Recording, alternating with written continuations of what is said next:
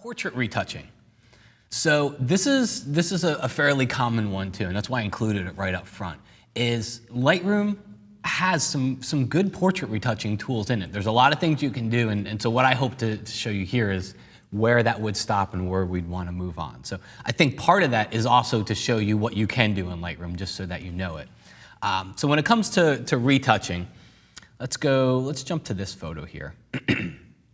We'll go to the Develop module, and the adjustment brush will let us do a lot of our basic portrait retouching. And I'll preface all this by saying, if you're doing beauty and fashion retouching for high-end, forget everything I'm about to show you, okay? You're gonna go to Photoshop. In fact, it's a badge of honor. You're getting paid by the hour. It's actually a badge of honor to say this one took me 13 hours to retouch. You want the time. So if you're part of that crew, stop watching, forget about all this stuff. This is for the people that are taking portraits who don't get paid for the retouching. It's considered part of it. You'd never be able to say, oh yeah, you know, the session fee is $250, and if you'd like your photos retouched, that's another $250. You can't do it. So this is for those who don't get paid for it. So let's go in and we'll zoom in here to the eyes. And if you go to your adjustment brush, this is a pretty powerful little basic retouching tool inside of Lightroom. Think about the most common things we'd want to do to a portrait. All right, brighten the eyes, brighten/whiten the teeth, and maybe soften the skin.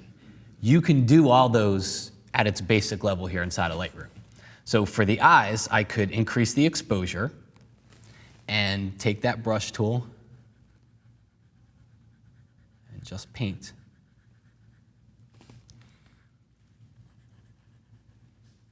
Just like that. And then you can control it. That's the nice part about it. You can go to the exposure slider and change it. Creepy. She's the girl that calls you all day. But you can change it after the fact. Okay? You could stack exposure. You could stack adjustments. So I could click New, and I could maybe increase the saturation and maybe even the sharpness a little bit, and just paint right inside there. If you want to work with the color, you can go to your white balance. You can see I can go greenish, I could go a little bit more blue. Don't really need to, but you can stack those on top of each other. So there's a lot of stuff that you can do. If you think about teeth, so let's click New again. What would we normally want to do to teeth? It's some brightening, but it's usually not brightening, it's usually whitening. And whitening is very different from brightening, so don't crank up the exposure slider. You reduce the saturation a little bit, okay? Don't reduce the saturation to -100 because then you just get gray teeth. So just reduce it 20–30%, and you can add a tiny bit of exposure, and it's instant crest whitening strips. She uses the mouthwash too. She's got the whole kit. And then she left it on for a week. But you can adjust these things based on the photo. Nice part about this is if you go up here to the effect menu, number one, you'll see that there's some presets up there: teeth whitening, soften skin, iris enhance, but you can also save your settings. So if you come up with your whitening settings that work for you, just save them as a preset.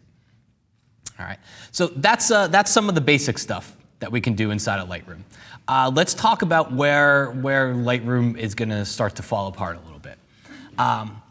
It'll do well at a simple level for some basic skin smoothing, all right? You've got our retouching tool here. It's the spot removal tool, and it's a little bit weird because if you hover over, it's called the spot removal tool. It's actually not just for spots, it's a brush. It's a cloning and healing brush. And the way it works is you've got a clone option or heal. So you could go over here and just click on that. And then the nice part about it is it has opacity. You don't want to leave things like this at 100% opacity because obviously she knows she's got some type of a beauty mark there. You don't want to remove it totally, but you can just reduce the opacity a little bit. Another tiny little blemish right there. So you could do things like that. Another one is just under the eyes. What I'll do here is just paint. And this one's important. If you do it at 100% opacity, it obviously looks like there's a patch under there. But if you reduce it, you're able to kind of just tone that down just a little bit. Here's where it starts to fall apart a little bit, is Lightroom needs a source within the photo. And that's different from Photoshop. You've probably heard of the content-aware stuff in Photoshop, where content-aware will look at what you're fixing in Photoshop, and it looks at the photo, and it looks at all this stuff around, and it comes up with a patch. Where Lightroom needs something in the photo, all right? It won't come up with its own thing. So you could see what it's sourced from over here, which is actually good because I've done demos where for some reason I paint under the eyes, and it like sources from the eye over here, which is actually a really interesting gag to play on someone. There we go. Put another eye in the middle of the forehead. But that's the difference, is Lightroom's gonna have to source from something in the photo, and if there's nothing really good to pull from, that's where it's not gonna work so good. And then one other one is the adjustment brush inside of Lightroom. Clarity, if I paint clarity on to someone's skin and crank it up to 100, it's obviously gonna make it look bad. It enhances the shadows and everything, right? But if you take clarity the opposite way, it'll soften. So it's not a bad, quick skin softening. In fact, a lot of people will use that. That's one that I'd say you don't even really have to go into Photoshop for. So we talked about the eyes as being one to go to Photoshop for, wrinkles, things like that. If you need a little bit more control, that's one that you'd want to do. So let's do just that. Let's actually take this photo. Photo, edit in, Photoshop. And I'm going to show you a quick trick. So there's a few different retouching tools that we got here. We got cloning and we got healing. All right? Cloning is exact. Cloning is saying, I want this pixel and I just want to clone it here. Healing says, let's look at this, and let's come up with something in the middle. So that's the difference between the two. For something like this, I would go grab the clone stamp tool. We'll zoom into the eyes here. And I do all my retouching on a separate layer. Again, we're going back to layers, but add a blank layer here. And when you choose the clone stamp tool, if you look up at the top here, see it says sample. The default is gonna say current layer, if you haven't done this before. Make sure you change this to all layers, because with cloning, you have to sample from something. So you put your cursor somewhere, you hold down the Option key, and you click to sample. Well, if you click on a blank layer, it samples nothing. So that's why you have to tell it to sample from all layers. So I click sample, and then here's the trick. Change the blend mode to lighten, and drop the opacity to 20%. These are tools we don't have in Lightroom. We don't have blend modes. We don't have opacity in a brush like this. So change your opacity to 20%, change the blend mode to lighten, and what we can do here is, as I paint, it's a real easy way to build up the effect. It's not just blasting it at 100%. Because I don't want to make it look totally fake. I don't want to remove every bit of texture or anything from the skin. I just want to reduce it a little bit. And when you look at that layer, that's before, that's after. And you can reduce the opacity if you need to. So again, file save takes us back to Lightroom. And then here's another one where Lightroom just would not work at all, is if we want to just reduce a few of those lines on there, there'd be no place to source from. We'd have nothing. Lightroom wouldn't be able to pick it from. And it's outside. There's a lot of shadows, and it makes things look worse than they are sometimes. And there's just no good place that we pick from. Remember, Photoshop will let us actually not only source from something, but it'll come up with its own fix. So we'll go Photoshop, edit in, or photo edit in.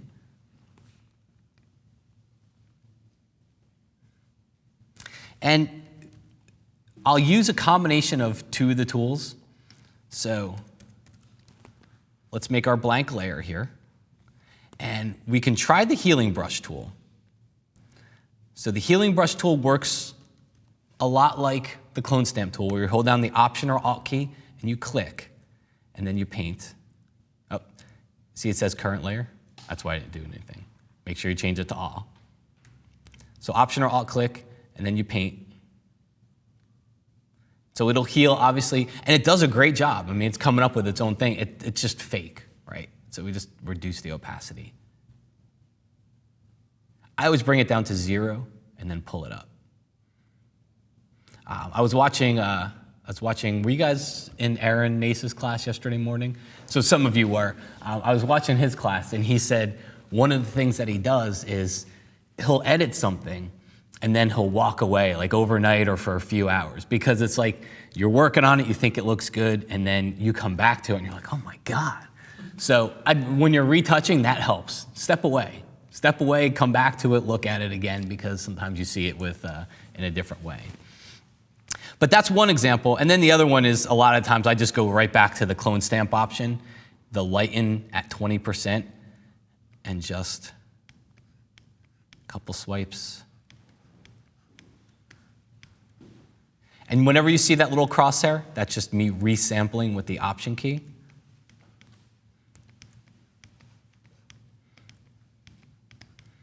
You see it lets us build up, resample.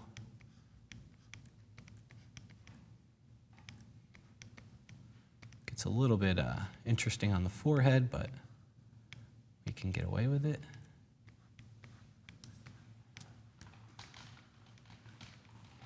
And then, so you don't really see it happening, but as I go over here, oh, that's the layers that's why. I'm like, man, I'm doing a lot and I'm not seeing it. So obviously I went way too far. But that's, again, bring it down to 0% and just bump it up. Again, we're just kind of reducing the effect of some of that stuff. Okay? All right. So, Matt, Russ. quick question for you. Bowler extraordinaire. Jay Loza and one other person want to know, what's the main difference between opacity and flow? Why would you use one or the other? We've been talking a little bit about that. In keeping it subtle and in keeping it realistic. Yeah, so the difference, opacity and flow. Opacity is